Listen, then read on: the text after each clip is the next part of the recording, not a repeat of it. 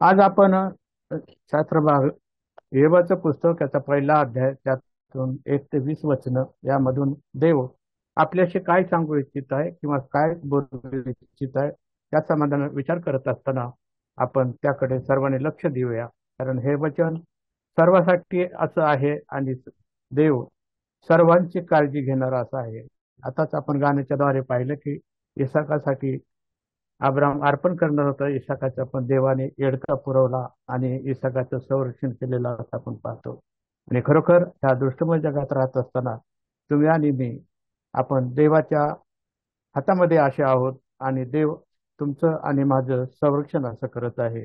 या समाधान पाहत असताना आपण योबाचं पुस्तक त्याचा पहिला अध्याय 1 ते 20 वचन हे आपणा सर्वांना माहिती आहे. योग आपलं सैतान 6व्या वचनामध्ये आपण पाहतो की एक दिवस असा आला की त्या दिवशी देवपुत्र परमेश्वरापुढे येऊन उभे राहिले व त्याच्यामध्ये सैताने आला. परमेश्वर सैतानाला म्हणाला, तू आता कुठून आलास? सैतानाने परमेश्वरास उत्तर दिले, मी पृथ्वीवर इकडून तिकडून फिरून आलो आहे. वचन 8. परमेश्वराने सैतानास विचारले, माझा सेवक योग याचकडे तुझे लक्ष गेले होते काय? भूतलावर त्याच्या तोडीचा सात्विक सरळ देवाला भिवून वागणारा व पापापासून दूर राहणारा असा दुसरा कोणी नाही. वचन 9.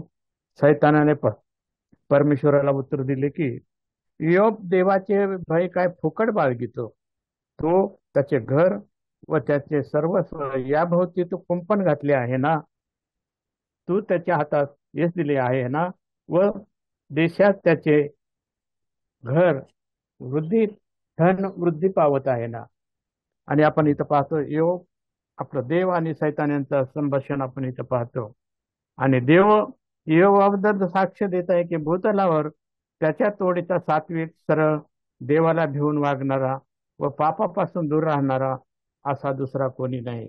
आणि ह्या 1 ते 20 वचनामध्ये पाहत असताना बऱ्याच गोष्टी विषयी आपण तिथं योबा संबंधाने लिहिलेलं आहे. आणि खरोखर देवानं साक्ष दिलेलं आहे की योग देवाला भिवून वागणारा सात्विक सरळ पापापासून दूर राहणारा असा माणूस होता. 1 ते 5 वचनामध्ये जर आपण वाचलं तर योबाचा नित्यक्रम कसा आहे ते आपल्याला पाहायला मिळेल. वचन 1 ते 5 योग याचा पहिला अध्याय वचन 1 ते 5. उस देशात एक पुरुष होता, त्याचे नाव इयोब असे होते. तो सात्विक व सरळ होता. तो देवाला भिवून वागे व पापापासून राही. त्याला 7 पुत्र व 3 कन्या झाल्या. 7,000 मेंढरे, 3,000 ऊंट, बैलाचे 500 जोड्या व 500 गाढवी या एवढे त्याचे धन होते आणि त्याचा परिवार फार मोठा होता. असा तो पूर्व देशातील सर्व लोकात थोर होता.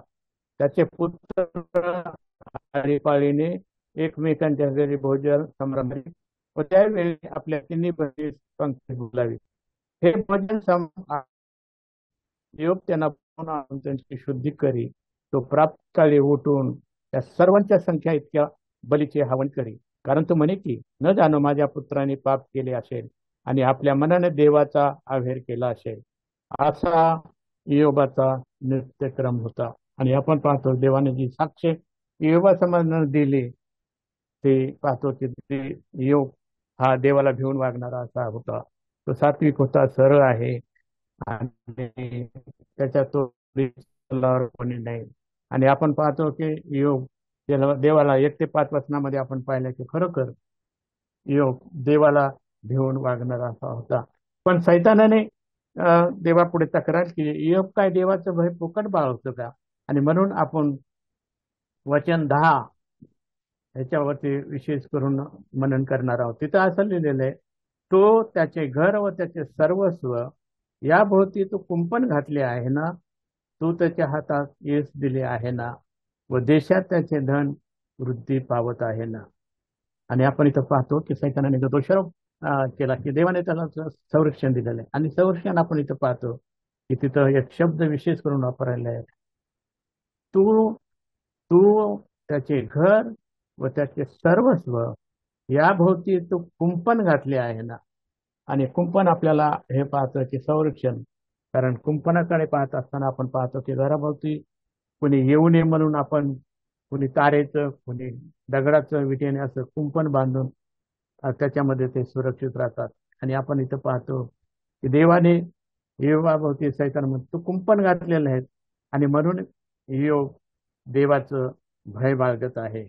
आणि आपण इथं पाहतो की कारण देवाचं वचनच आपल्याला सांगतं की योग हा एक सात्विक सरळ मनुष्य होता, एक खरा संत होता. जसं आपण तो जगित रीतीनं पाहिलं देवाला भिवून वागतात त्यांना संत अशी पदवी दिलेली आहे.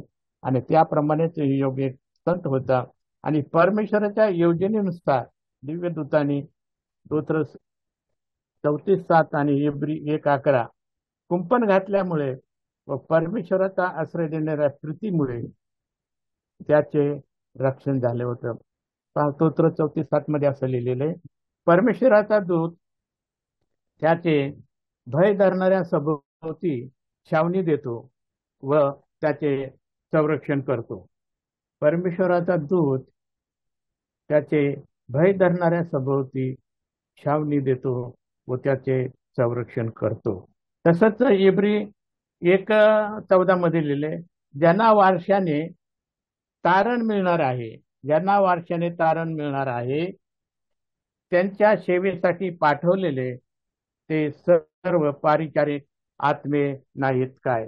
आणि इथं देखील आपण पाहतो की परमेश्वराने पाठवलेले ते पारिचारिक आत्मे आहेत संरक्षण करण्यासाठी. आणि देवाच्या म्हणून परमेश्वराच्या योजनेनुसार दिव्यदूतांच्या कुंपणामुळे आणि परमेश्वराचा आश्रय देणाऱ्या प्रीतीमुळे आपण इथं पाहतो योबाचं रक्षण झालेलं असं होतं. परमेश्वराचा कोणताही खरा सेवक शत्रूच्या नजरेतून सुटू शकत नाही.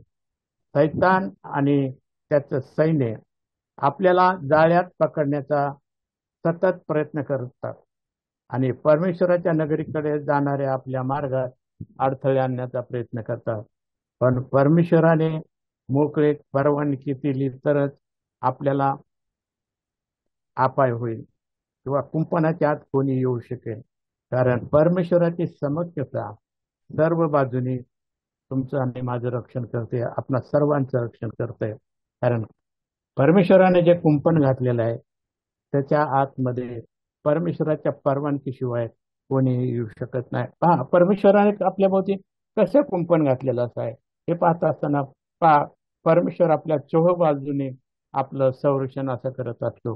पहा पहिलं यशायाचं पुस्तक त्याचा 48वा अध्याय आणि 17व्या वचनात आपल्याला पाहायला मिळतं की परमेश्वर तुझा उद्धार करता.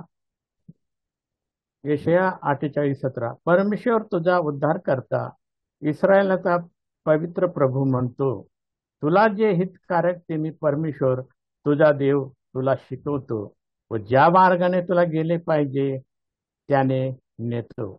या वचनाकडे पाहिलं तर परमेश्वर आपल्या पुढे आहे आणि आपल्याला ज्या मार्गाने घेऊन जायचं आहे त्या मार्गाने तो घेऊन जातो. म्हणजे परमेश्वर आपल्या पुढे आहे. पहा यशायाचा ग्रंथ त्याचा 30वा अध्याय आणि 21व्या वचनात आपण असं वाचतो, तो परमेश्वर आपल्या मागे आहे, हाच मार्ग आहे ह्याने चला अशी वाणी तुमच्या मागून कानी पडेल. मग तुम्हाला उजवीकडे जावायचे असो किंवा डावीकडे जावायचं असो परमेश्वर आपल्याला पाठीमागून मार्गदर्शन करत आहे. मग आपल्याला उजवीकडे जायचं असेल किंवा डावीकडे जायचं तो आपल्या मागे असं आहे. तसंच स्तोत्र 16 आणि 8 मध्ये आपण वाचतो, तो आपल्या उजवीकडे आहे. मी आपल्या पुढे परमेश्वराने नित्य ठेविले आहे, तो माझ्या उजवीकडे आहे म्हणून मी ढळणार नाही. स्तोत्र 16:8 मध्ये आपण पाहतो की परमेश्वर आपल्या उजवीकडे असं आहे. तसंच आपण पाहतो की परमेश्वर आपल्या डावीकडे सुद्धा आहे. योबाचं पुस्तक याचा 23वा अध्याय आणि 9व्या वचनात आपण असं वाचतो की डाव्या बाजूस जेथे तो आपली कृती करीतो, तो म्हणजे परमेश्वर, तिकडे त्याला मी पाहतो तरी तो मला दिसत नाही. मी उजवीकडे वळतो तिकडेही तो मला दिसत नाही. अदृश्य रीतीने आपण इथं पाहतो परमेश्वर डाव्या बाजूला कृती करत आहेत आणि परमेश्वर आपल्या डाव्या बाजूला देखील आहे. तसंच आपण पाहतो की परमेश्वर आपल्यावर आहे. स्तोत्र 37:7 मध्ये आपण वाचतो, परमेश्वराच्या अधीन होऊन, स्तोत्र 37:7 परमेश्वराच्या अधीन होऊन स्तब्ध राहा. त्याची प्रतीक्षा शांतपणे करीत राहा. जो मनुष्य आपल्या मार्गाने उत्कर्ष पावतो, जो मनुष्य दुष्ट सर्कल सिद्धीस नसतो, त्याच्यावर जग करू नको. परमेश्वराच्या अधीन हो, स्वस्थ राहा, त्याची प्रतीक्षा शांतपणे करीत राहा, असं देवाचं वचन सांगतो. आणि आज आपण सर्वजण त्याचे विश्वासणार आहे. प्रभू यीशू ख्रिस्त आपणास घेऊन जाणार आहे, त्याकडे आपली दृष्टी लागली आहे. आपला परमेश्वर स्वर्गात आहे, आपल्या वर आहे, आणि तो आपलं वरून पाहतो आणि संरक्षण करतो. पहा, तसंच परमेश्वर आपल्या जवळ म्हणजे खाली देखील आहे. पहा, अनुवादाचं पुस्तक याचा 33वा अध्याय आणि 27व्या वचनात आपल्याला असं वाचायला मिळतं. अनादि देव तुझा आश्रय आहे, सनातन भाऊचा तुला आधार आहे. त्याने शत्रूला तुझ्या पुढून घालून दिले व म्हटले, त्यांचा नाश कर. परमेश्वर आपल्या संगती बरोबर आहे आणि आपला आश्रय असा आहे. आणि म्हणून आपण पाहतो की परमेश्वर आपल्या पुढे आहे, परमेश्वर आपल्या मागे आहे, परमेश्वर आपल्या उजवीकडे आहे, परमेश्वर आपल्या डावीकडे आहे, परमेश्वर आपल्या वर आहे, आणि परमेश्वर आपल्या संगती देखील आहे. आणि आपण इथं पाहतो त्या नवीन करारात देवाने कृपेच्या काळात आपल्याला दिलेलं आहे. पहा, तर पहिले कोरिन्थीय पत्र याचा 3रा अध्याय आणि 16व्या वचनात असं लिहिलेलं आहे, तुम्ही देवाचे मंदिर आहात आणि तुमच्यामध्ये देवाचा आत्मा वास करीतो, हे तुम्हाला ठाऊक नाही का?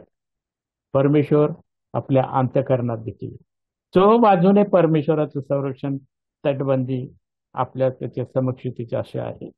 आणि म्हणून जे काही परमेश्वरानं आपल्या भोवती कुंपण घातलेलं आहे, ते कुंपण मोडून देवाच्या परवानगीशिवाय कोणीही आपल्यावर अपाय करू शकत नाही आपल्याला. आणि म्हणून आपण इथं देवाला आपण पाहतो, देव आपल्या पुढे आहे, देव आपल्या मागे आहे, उजवीकडे आहे, डावीकडे आहे, वर आहे, खाली आहे, आणि आपल्या अंतःकरणात आहे. परमेश्वराची समक्षता सर्व बाजूने आपलं लक्ष रक्षण करीत असते. आपल्या बाबतीत प्रतिकूल गोष्टी घडतात तेव्हा आपण चटकन ओळखावं की या दैवी परवानगीशिवाय निश्चित हेतून आलेलं आहे. आणि म्हणून आपण या दुष्टमय आपल्या जीवनाचा ह्या दुष्टमय जगात राहत असताना आणि प्रवास करत असताना जर आपल्या प्रतिकूल काही घटना आपल्या जीवनात आल्या, तर हे लक्षात ठेवायचं की ते काहीतरी हेतून आणि चांगल्यासाठी असे आलेले. कारण देवाच्या परवानगीशिवाय आपल्यावर कोणी हल्ला करू शकत नाही, कोणती समस्या आपल्याकडे येऊ शकत नाही परवानगीशिवाय. कारण आपण इथं पाहतो, कारण निश्चित हेतून आलेले आहेत.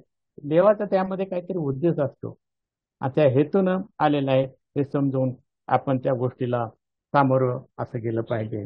कारण प्रभू येशू ख्रिस्त आपला मेंढपाळ असा आहे. पहा, योहानाचं शुभवर्तमान याचा 10वा अध्याय आणि 11व्या वचनात असं आपल्याला वाचायला मिळतं. प्रभू म्हणत आहे, प्रभू ख्रिस्त आपला मेंढपाळ आहे. मीच उत्तम मेंढपाळ आहे.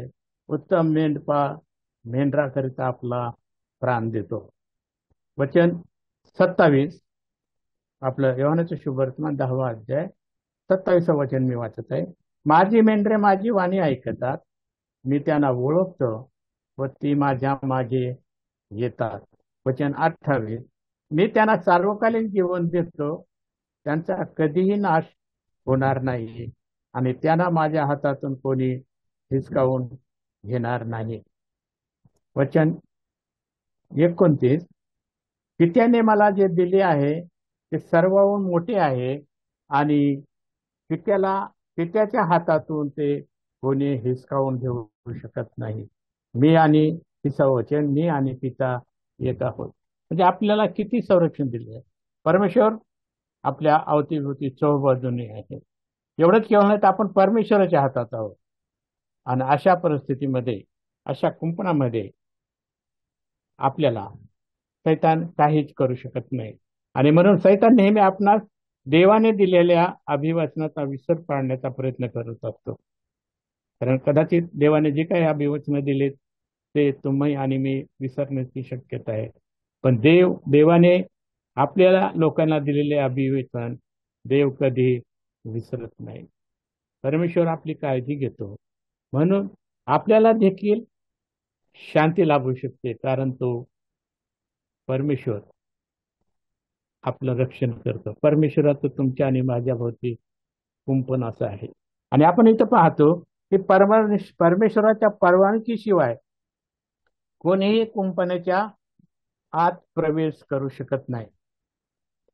आपण इथं पाहतो की योबाचं पुस्तक याचा पहिला अध्याय आणि 12व्या वचनात जर पाहिलं तर आपल्याला असं मिळतं, परमेश्वर सैतानच म्हणाला, पहा, त्याचे सर्वस्व तुझ्या हाती देतो, त्याला मात्र हात लावू नको. मग सैतान परमेश्वरापासून येतो. कारण परमेश्वराच्या परवानगीशिवाय आपल्यावर काही अपाय किंवा कोणी अपाय करू शकत नाही किंवा कोणी कुंपण तोडून आतमध्ये येऊ शकत नाही.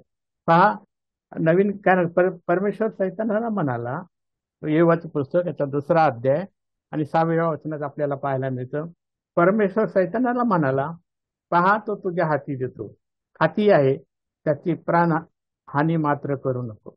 कारण आपण पहिल्यांदा पाहतो की सर्व सैतानाने योबाचं सैतानाच्या हाती दिलं होतं.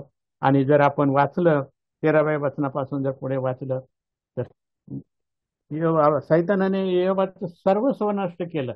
त्याचे पुत्र, कन्या, धन संपत्ती, घर, सर्व काही सैतानाने आपण इथं पाहतो घालवून दिलेलं आपण इथं पाहतो. देवाने ते त्याच्या हाती दिलेलं. आणि पण आपण इथं पाहतो की त्याचं संरक्षण. पण पुन्हा संवाद झाल्यावर म्हणतो की त्याला पीडा केली तर तो तुझा अव्हेर करील. पण आपण इथं पाहतो की देवाने योबाला देखील सैतानाच्या हाती दिलं, की पण सांगितलं त्याचा प्राण मात्र घेऊ नको.